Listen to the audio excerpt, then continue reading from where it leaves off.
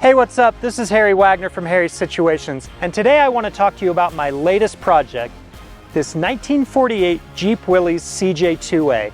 Keep watching and we'll talk about the modifications I made and how you can get one of your own to take it out on the trail.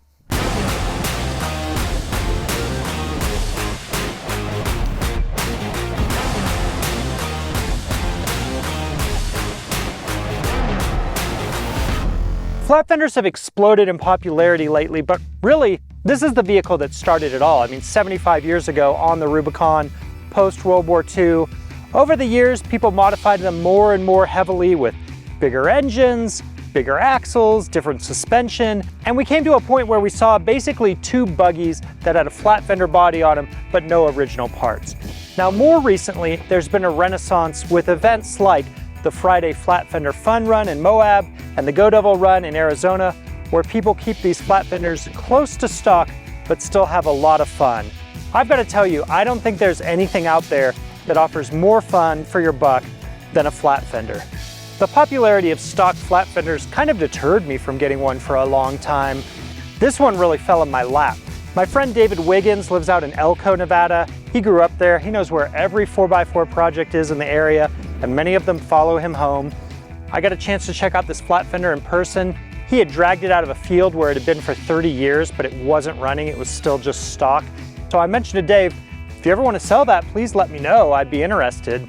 A week later, he told me, I found a Ford Bronco in Oregon that I want.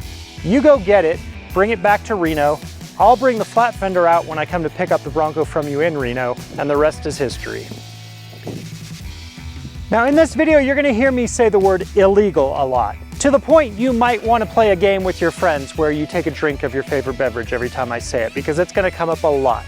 And the context there is this Go Devil Run in Arizona.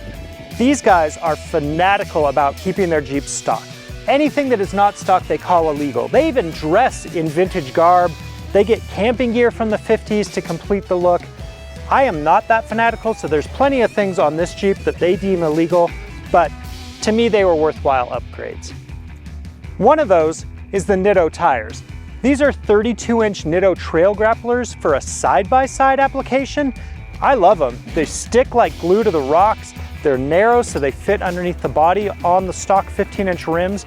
Nitto makes these in a 32, 33, and 35-inch side for side-by-sides. Now the downside is they're not street legal, but I never drive this on the road anyway, so it's really a non-issue. This video is brought to you by Nitto. If you like what we're doing here, please subscribe to the Driving Line channel and check out all their offerings at nittotire.com.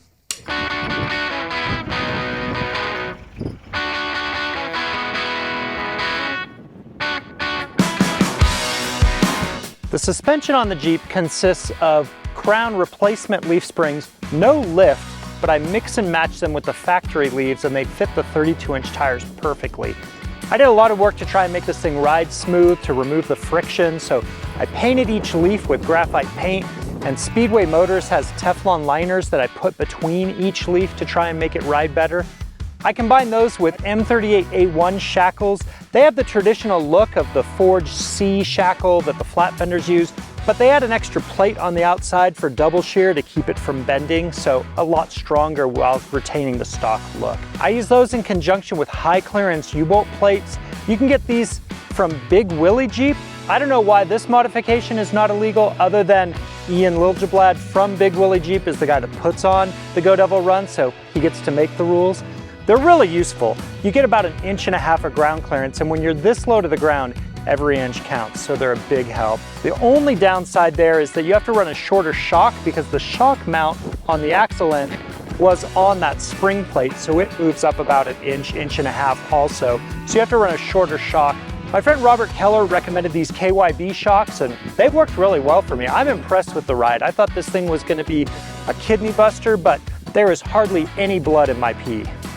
This vehicle was sitting in a field for over 30 years. When I drained the gearboxes, they were full of water.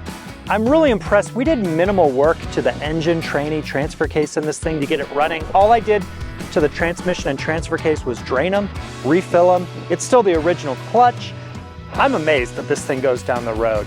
The gearing is pretty terrible, This has a T90A transmission in it. It's a 3-speed, non-synchronized transmission. It's about as big as a shoebox. First gear is only 2.77 to 1, which is pretty terrible. But back then, Jeep put all the gearing in the axles. It has 538 gears, even with little tires.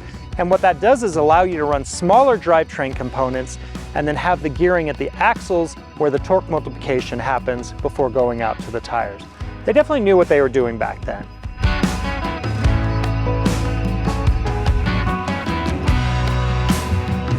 Now, if you want to go on the Go Devil run, you have to keep the factory engine. That's the 134 cubic inch Go Devil 4-cylinder.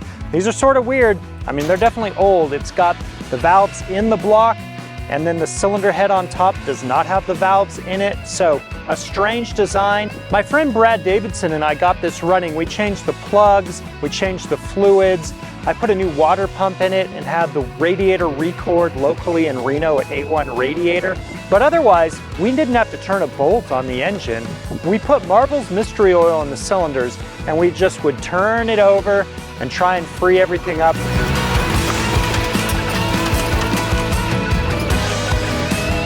And that's got it running pretty good. Now this engine currently only makes about 65 pounds of compression for each cylinder. Stock it was making 100 pounds of compression, and even then it only had 60 horsepower. I see folks spending thousands of dollars to rebuild these engines. I'm not super interested in that, but I don't want to be illegal. I don't want to swap in a V6 or a V8 engine in this.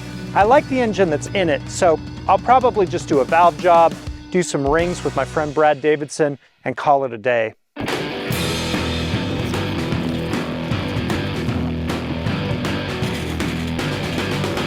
This has been a really fun project for Brad and myself. Every Tuesday he'd come to my house, we'd work on the Jeep, I would purchase a part, we would install that part, and once it was installed I'd purchase the next part.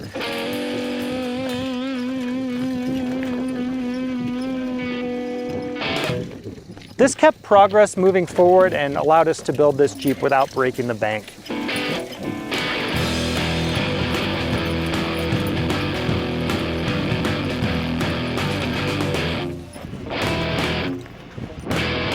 I've probably got about $10,000 wrapped up into this flat fender now, including the purchase price. About half of that is gearing with new axles and lower transfer case gears, so you can certainly save some money there.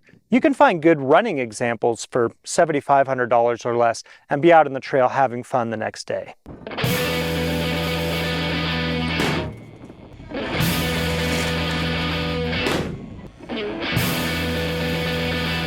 A few upgrades that I made to the engine are electronic ignition, which is questionable, might be illegal, but it's something you can't see unless the hood is popped.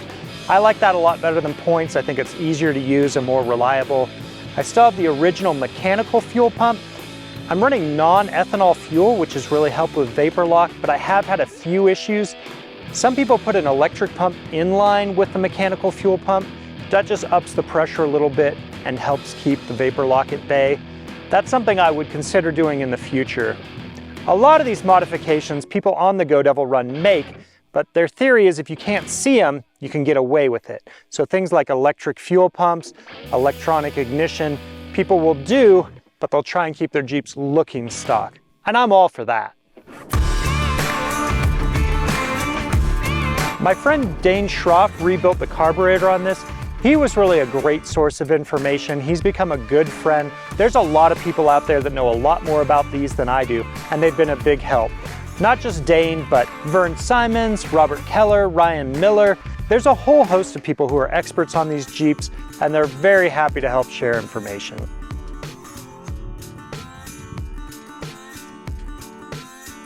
I have a T90C transmission to swap in. Still a 3-speed, bolts right in, but it uses a different gear cluster. It has a 3.3 first gear instead of a 2.7 first gear, so a lower crawl ratio. Currently the crawl ratio on this is about 37 to 1, which is terrible. You cannot go slow enough, the engine doesn't really want to lug, the gearing isn't very low, and you end up smashing things as a result. I'm trying to avoid that as much as possible, so I'm going to get that transmission with the lower gearing. I also bought 3.15 to 1 gears for the transfer case. Stock ratio for that is 2.46, so that should help a lot as well. These use a Dana 18 transfer case with an offset output in the back, super compact cast iron case, gear-driven design. It's the predecessor to the Dana 20. The Dana 20 is the predecessor to the Dana 300. All of these transfer cases have a great reputation. The nice thing about the Dana 18, with that offset output in the back, it actually lowers the output by about 5 inches. The rear driveline in this thing is only a foot long as it is with an 80-inch wheelbase. So that drop at the transfer case really helps the driveline angles and keeps them from being too steep with the matching offset rear end. Now, one area where I am definitely not legal for the Go Devil run is the axles in this Jeep. They come with a Dana 25 closed knuckle front axle and a Dana 41 rear axle. I'm running axles out of a CJ5 that Vern Simons built for me. The front is an open knuckle Dana 30, so any Jeep aficionado is going to catch that right away and call me out for it. I find open knuckle axles are way easier to work on and cleaner. They're not as messy, so I was willing to make that sacrifice. Another nice thing about the Dana 30 is that it has provisions on the passenger side knuckle for the tie rod and the drag link. So I'm running a one-piece tie rod now and then a drag link. I still have manual steering in this Jeep. It still uses the Ross style steering, so the box is basically under the firewall. You have a drag link going forward, and then a bell crank, and then another drag link and the tie rod. It does not turn big tires very well. It has a bunch of play in it. I've got a new sector shaft to put in this. I've got new tie rod ends to install, and I'm hoping that'll help some with the slot. The rear axle is a fairly rare offset Dana 44 out of a CJ5. So this axle uses one-piece 30 spline axle shafts. The stock 41 uses 10 spline axle shafts and they're two-piece, so not nearly as strong. Is it strong enough? Probably, but by the time you rebuild it, upgrade from the 9-inch drum brakes to bigger drum brakes, it's a wash, so this made more sense to me. Vern rebuilt both axles with 538 gears from Motive Gear, and he added PowerTrack's Grip Pro differentials. So these are not full lockers. A lot of folks, they'll just put a Lockrite in the rear 41, and that works incredibly well on the trail for minimal cash outlay. These are a little more expensive. The Grip Pros, they're a full replacement case, limited slip. They're gear driven. I find they work really well on the trail. I've got one in the back of my Tundra that I daily drive and I love it. And my concern with full lockers was the manual steering.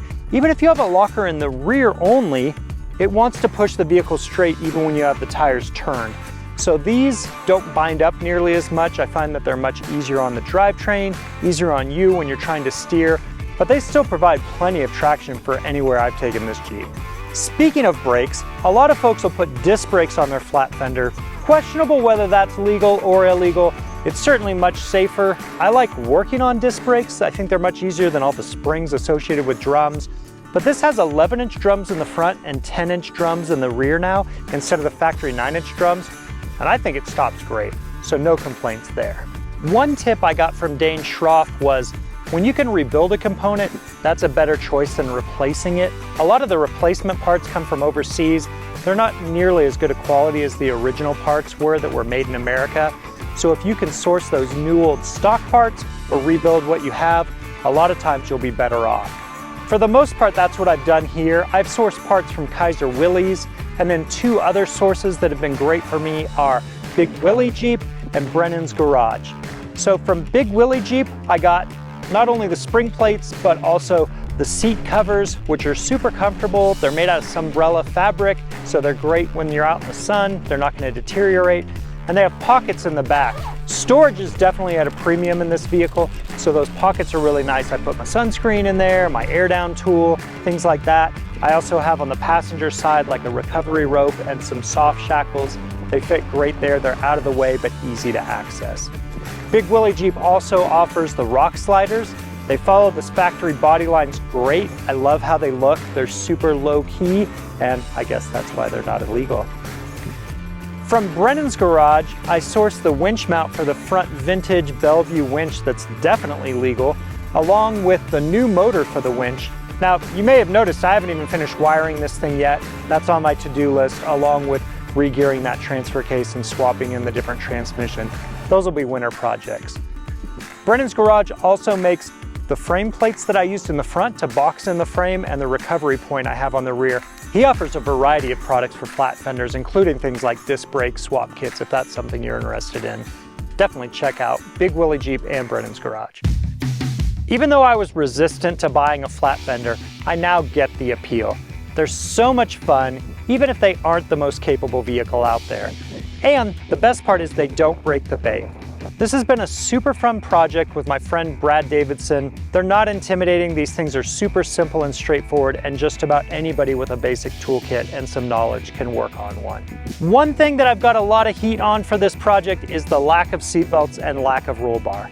Now, that's fair. Would it be safer with a roll bar and seatbelts? Yes. Am I concerned about it? Not particularly. This vehicle is pretty limited in its capabilities. I have not done anything in this that I feel like is kind of sketchy. I see other people, Ian from Big Willie Jeep, he's driven his stock flat fender up Potato Salad Hill in Moab. You are not gonna catch me doing that. I think that's nuts. But for the trails that I've been on and the obstacles, I've never felt uncomfortable in this Jeep, so I feel like it's perfectly safe. Your mileage may vary. If you feel like you would be more comfortable with a seat belt or roll cage, by all means, add them to your project. There are plenty of flat fender projects out there, from full restorations to field finds like this one. Hopefully you bring one home, and I see you on the next Go Devil run or Friday Flat Fender Fun Run. And don't forget to like and subscribe. Thanks for watching Driving Line. If you guys like this video, consider subscribing to our channel so you'll never miss any of the content we create here. Whether you're into trucks, Jeeps, imports, domestic vehicles, or anything in between, we are here to fuel your passion. So hit that subscribe button and we'll see you guys next time.